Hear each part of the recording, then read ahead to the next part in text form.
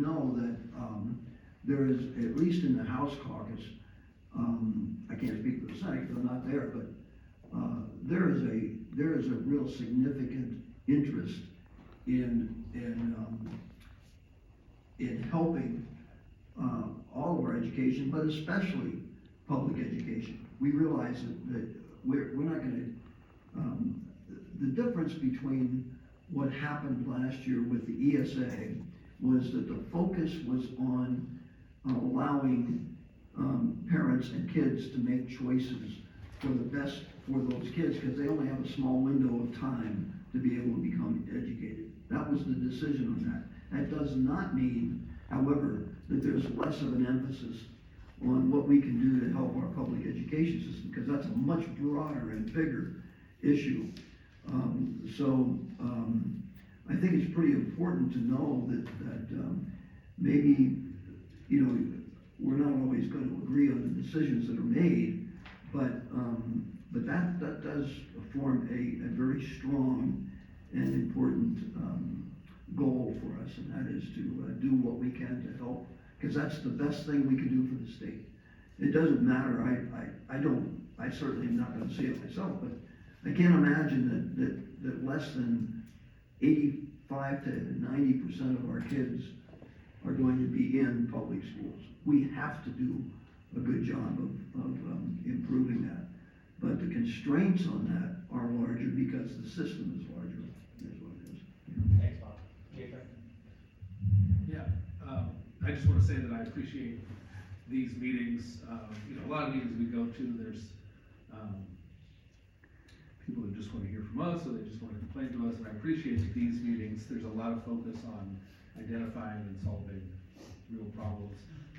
And even a couple that have come up that I'm excited about.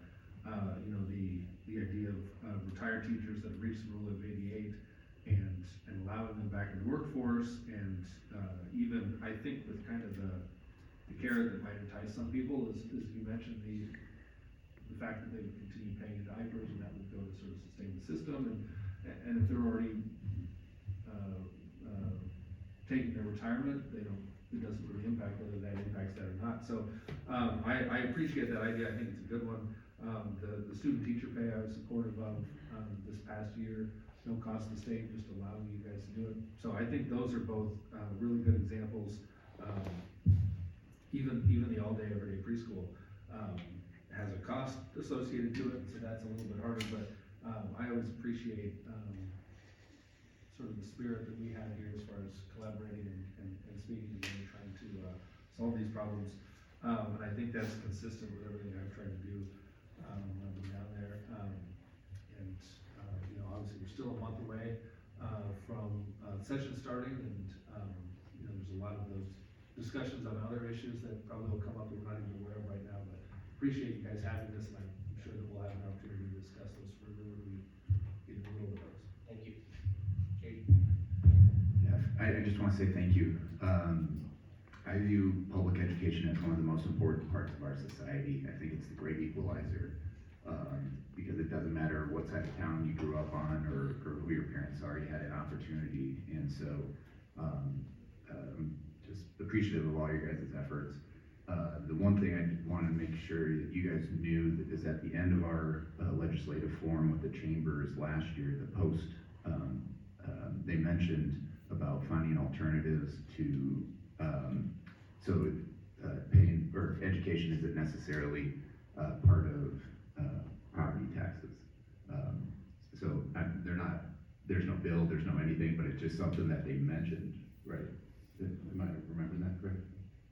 I don't. They did it right at the end. Yeah. But and the example was, look at the football stadiums at the Ankeny's and Johnston's compared to ours. And I'm not saying that's the best example, but that was just out there. And so as we go forward, just they mentioned it. I'll mention two things you guys might be aware of, just to Jamie's point.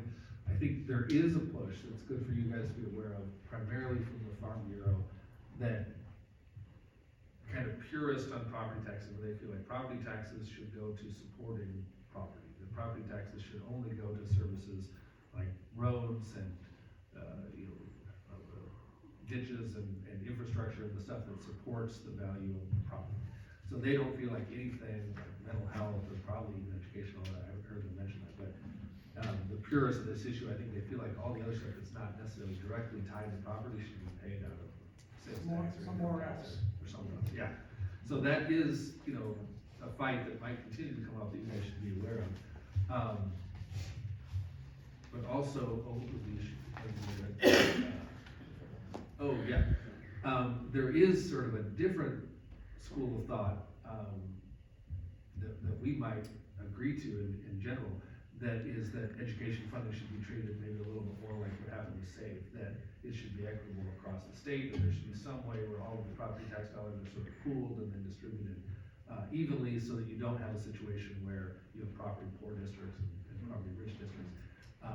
And that's something that probably would benefit Sioux City, but I think the reason there hasn't really been real discussions is how do you do that? And you have these sort of independent entities, and you have the authority to sort of tax and rate, put your levies at a certain point, and if that is just sort of set for you and the money is pulled together, that takes a lot of that authority away. Something we have researched, and sorry to interrupt, but we're number 188 out of 321 on levy rate in the state. So our levy rate has gone down significantly. We used to be one of the top. Yes, we were one of the most property poor districts. We're like third from the bottom. But our levy rate is number 188 out of 321, so we're way down the list on levy rate. We didn't used to be. Rocky, if we could just finish with you and wrap it up. Thank you, yeah, these are, as J.D. said, thanks for having us, these are educational, they're helpful, because there's actually a couple of things in here that I'm kind of excited to get down there and talk about, so, that's not saying I'm excited to get back to Des Moines, but, I still have my thoughts on being in the Senate so far are still quite very mixed, but no, these are some things that I think have positives for both, you know, the state and the districts. And like that, especially the going back to work, like you guys mentioned, that can get, I'm thinking that can get some support, you know, from both sides. So, yeah, thanks for having us, and educational. Thank you very much. Appreciate it.